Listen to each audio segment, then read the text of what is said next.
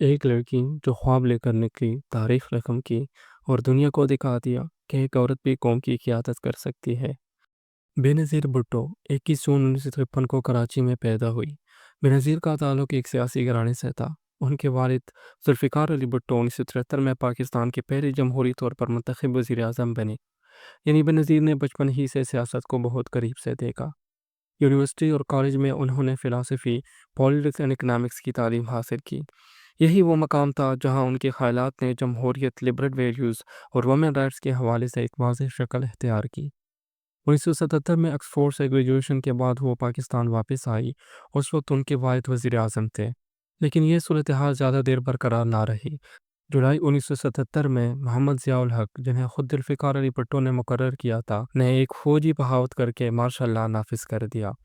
ذوالفقار بھٹو کو گرفتار کر لیا گیا اور ان کے خاندان کو ہاؤس اریسٹ میں رکھا گیا۔ اس فوجی کارروائی کو بعد میں آپریشن فیئر پلے کا نام دیا گیا۔ جنرل ضیاء صدر بنے اور ملک ایک ملٹری ڈکٹیٹرشپ میں بدل گیا۔ 1979 میں حالات مزید بگڑ گئے۔ سابق وزیر اعظم بھٹو پر الزام لگا کہ انہوں نے اپنے سیاسی مخالفین کے قتل کا حکم دیا۔ ان کے خاندان اور پارٹی آج تک ان الزامات کی تردید کرتے ہیں۔ اپریل 1979 میں بھٹو کو پھانسی دے دی گئی۔ بےنظیر کی عمر صرف 26 سال تھی۔ انہوں نے ان کی والدہ نے جمہوریت کے لیے جدوجہد جاری رکھی۔ ان کی والدہ پاکستان پیپلز پارٹی کی نئی لیڈر بنی۔ وہ فوجی حکومت کے خلاف آواز بلند کرتے رہے اور ساتھ ساتھ اپنا سیاسی پلیٹ فارم بھی تشکیل دیا۔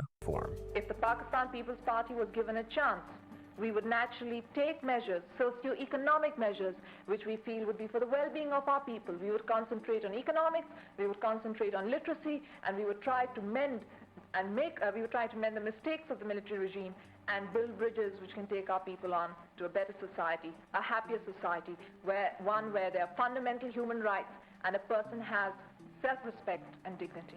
1984 میں بار بار حراست میں لیے جانے کے بعد بےنظیر نے یونائیٹڈ کنگڈم میں پناہ لی اور پارٹی کی لیڈر ان ایگزائل بن گئی۔ 2 سال بعد وہ پاکستان واپس آئی اور ان کا مقصد واضح تھا: فوجی امریت کا خاتمہ اور فری اینڈ فیئر الیکشن۔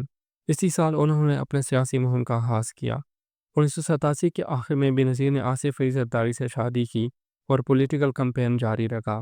اگست 1988 میں انتخابات سے چند ماہ پہلے ایک مسٹیریس پلین کریش میں جنرل ضیاء ہلاک ہو گئے۔ یہ غیر متوقع واقعہ پیپلز پارٹی کے اقتدار میں آنے کا راستہ ہموار کر گیا اور بےنظیر کو وزیر اعظم کے لیے منتخب کیا گیا۔ یہ ایک تاریخی لمحہ تھا۔ وہ نہ صرف پاکستان کی پہلی خاتون وزیر اعظم بنی بلکہ پوری دنیا کی مسلم ممالک کی پہلی منتخب خاتون رہنما بنی۔ ان کی پارٹی نے سوشلزم پر مبنی پالیسیوں پر عمل کرنے اور خواتین کے حقوق کو بہتر بنانے کا وعدہ کیا، لیکن بےنظیر نے جلد ہی سیکھ لیا کہ اقتدار میں آنا اور اقتدار چلانا دو الگ چیلنجز ہیں۔ اگرچہ ان کی پارٹی نے قومی اسمبلی میں اکثریت حاصل کی، لیکن انہیں ایک مضبوط اپوزیشن کا سامنا تھا جس نے قانون سازی کو مشکل بنا دیا۔ ان کی حکومت اپنے پہلے 14 ماہ میں بجٹ کے علاوہ کوئی قانون پاس نہ کر سکی۔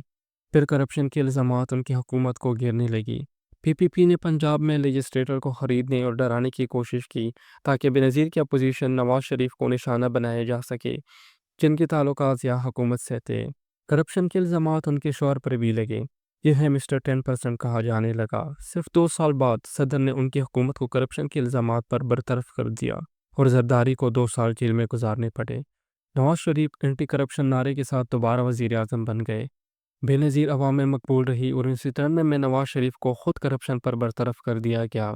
بےنظیر دوبارہ وزیر اعظم بنی، لیکن اس بار کمزور اکثریت کے ساتھ۔ انہیں IMF کا قرضہ واپس کرنے کے لیے ملک میں ٹیکس بڑھانے پڑے، جس سے عوام میں بے چینی پھیل گئی اور ایک اور کرپشن سکینڈل اس بار پھر زرداری کے گرد ان کی حکومت کو ہلا گیا۔ 1996 میں وہ ایک بار پھر برطرف کر دی گئی اور نواز شریف واپس آ گئے۔ بےنظیر نے خود ساختہ جلاوطنی اختیار کی اور 1999 میں انہیں کرپشن کے الزامات پر 3 سال کی سزا سنائی گئی۔